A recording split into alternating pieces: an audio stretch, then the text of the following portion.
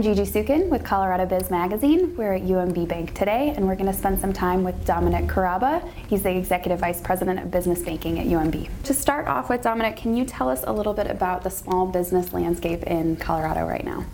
You know, the small business landscape in Colorado, Gigi, has been very active. We're seeing a lot of activity in different pockets around the market, as well as different verticals within the market.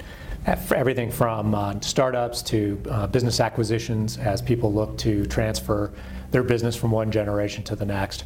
Specifically, we see a lot of activity in and around the medical arena and in dental and orthodontists in the market. Interesting.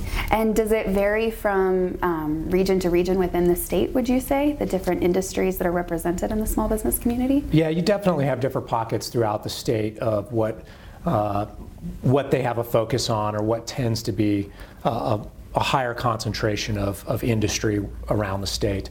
But I will say that the medical and dental is pretty consistent no matter where you go within the state. You're always going to need a dentist, you're always going to need a doctor, and we have pretty consistent representation around the state. Absolutely. So is this a new area of focus for UMB, the dental community in particular?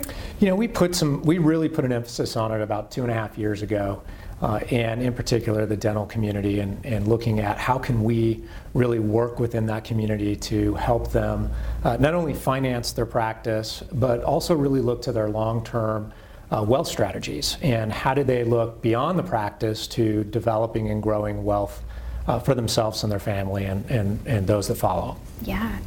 So talk to us a little bit about the financial planning or services that are offered specifically within the medical community that you're speaking of. Absolutely. What we try to do is not separate the two between the practice and the person, but really look at them holistically and talk to the dentist and say, where do you want to go, right? What is that kind of end point that you're planning towards? And then let's start today and work towards that. And in some cases, that might mean that we need to shorten the length of time that they might look to borrow on their practice so that they can create equity in the practice or higher value in the practice quicker.